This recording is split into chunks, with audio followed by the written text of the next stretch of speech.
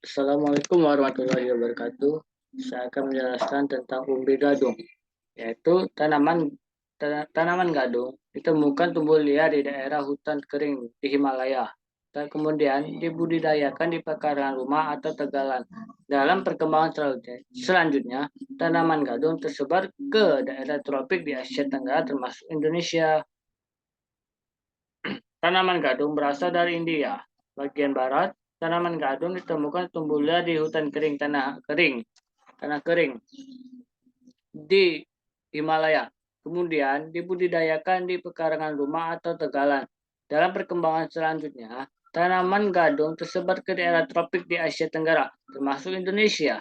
Di wilayah Nusantara, tanaman gadung umumnya tumbuh liar di hutan atau tegalan. Tanaman ini mampu tumbuh dengan baik di daerah daratan rendah sampai ketinggian 850 meter di atas permukaan laut dan bahkan juga ditemukan tumbuh di daerah memiliki ketinggian hingga 1.200 meter. Gadung merupakan tanaman merambat yang tumbuh liar. Umbi gadung memiliki bentuk bulat diliputi rambut akar. Selain itu, umbi gadung juga memiliki batang bulat, berbulu, dan berduri yang tersebar di sepanjang batang dan tangkai daun. Kulit umbi gadung berwarna coklat muda, sedangkan daging umbinya berwarna putih sebagai sumber karbohidrat. Gadung jarang dikonsumsi sebagai makanan utama jika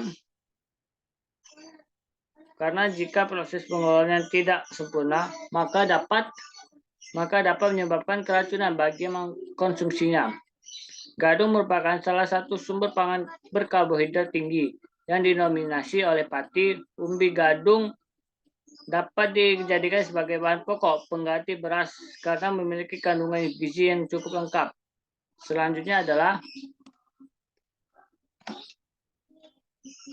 tanaman gadung yang merambat tumbuh liar.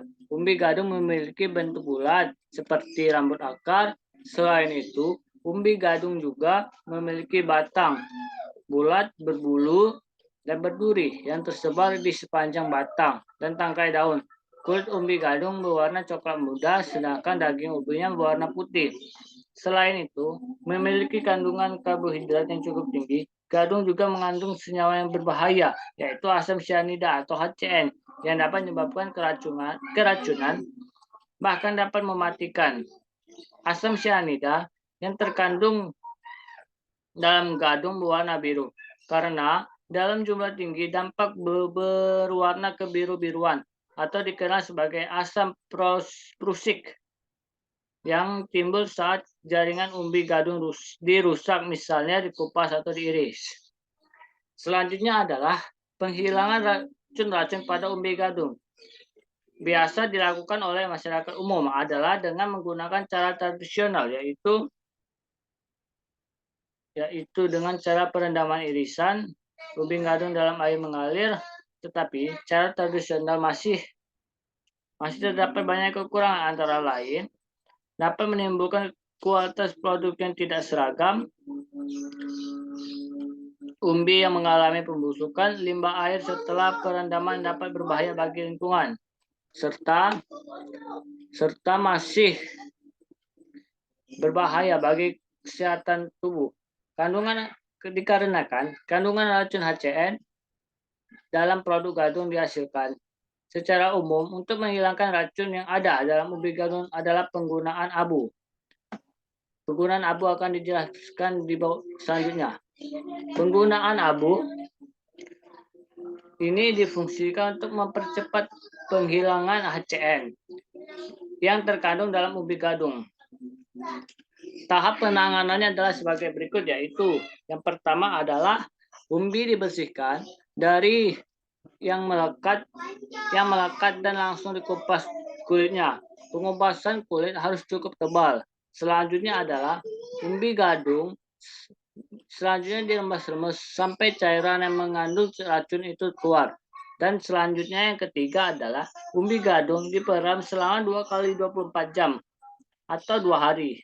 Dan di atasnya diberi pemberat agar umbi tetap terkendali di dalam air. Selanjutnya yang keempat adalah setelah diperam di dalam air, umbi dilumuri abu atau kapur, kemudian dijemur sampai kering.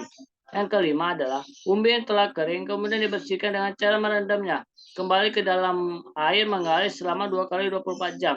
Yang keenam dan yang terakhir adalah setelah bersih, umbi dijemur kembali sampai kering untuk selanjutnya ke tahap proses penepungan. Peningkatan yang terjadi terhadap tingkat impor tepung terigu terhadap umbi gadung disebabkan karena tepung terigu merupakan bahan utama pangan pokok sehari di Indonesia. Penyebab lainnya adalah dikarenakan harga beras yang terus mengalami peningkatan harga. Tepung gadung dapat dimanfaatkan seperti halnya tepung lain, yaitu untuk bahan baku campuran produk kue, roti, dan mie. Penggunaan tepung umbi gadung dapat dicampur dengan tepung terigu atau tepung kacang-kacangan untuk meningkatkan nilai gizinya. Proses pembuatan tepung gadung meliputi pengupasan, pengirisan,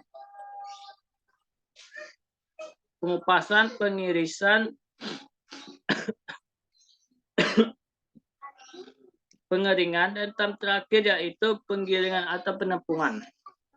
Pada dasarnya, dalam pembuatan kue dan roti, menggunakan adonan berbahan dasar tepung terigu sebagai kerangka, namun dengan meningkatnya tingkat impor tepung terigu dari berbagai negara lain menyebabkan harga bahan pangan tepung terigu mengalami kenaikan yang signifikan. Peningkatan yang terjadi terhadap tepung terigu disebabkan karena tepung terigu merupakan bahan utama dalam pokok sehari-hari di Indonesia. Penyebab lainnya adalah dikarenakan harga beras yang mengalami peningkatan dari permasalahan di atas.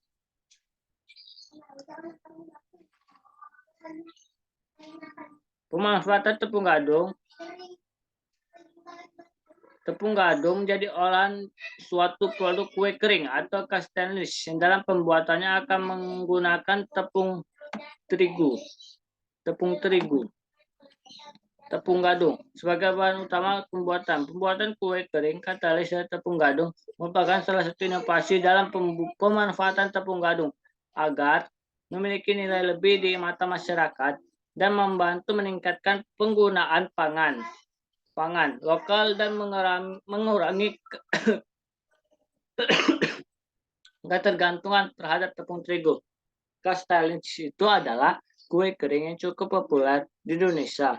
Yang prosesnya dipanggang di oven. Castalis merupakan jenis kue kering yang banyak dijual di toko-toko. Secara garis bahan dasar pembuatan kue castalis tersebut terhadap tepung gadung sebagai pengganti dari tepung terigu yang dikarenakan kenaikan signifikan.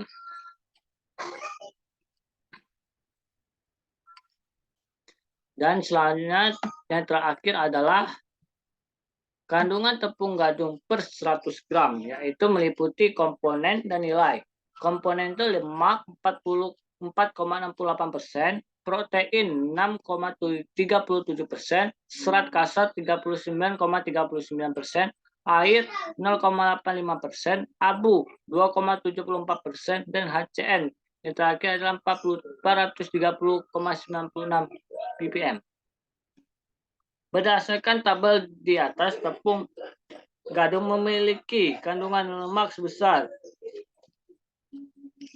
Dari hasil tersebut menunjukkan bahwa tepung gadung sangat baik digunakan untuk pembuatan kue kering karena dilihat dari karakteristiknya.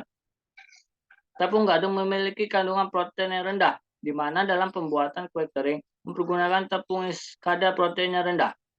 Seperti diketahui bahwa konsumsi kue kering di masyarakat tergolong tinggi. Kue kering biasa disajikan pada kegiatan Imlek, Lebaran, acara pernikahan, Natal, dan acara keluarga lainnya sebagai cemilan, sehingga hal-hal ini dapat memacu masyarakat berinovasi dalam pemanfaatan pangan lokal sebagai olahan. yang memberikan nilai lebih dan dapat membuka peluang baru bagi usaha industri maupun rumah tangga. Menggunakan tepung yang berkadar protein rendah. Hal ini sejalan dengan kadar protein tepung gadung yaitu 6,37% yang tergolong ke dalam kandungan protein rendah. Sekian dari saya tutup. Apabila ada kesalahan saya mohon maaf. Saya tutup. Wassalamualaikum warahmatullahi wabarakatuh. Terima kasih.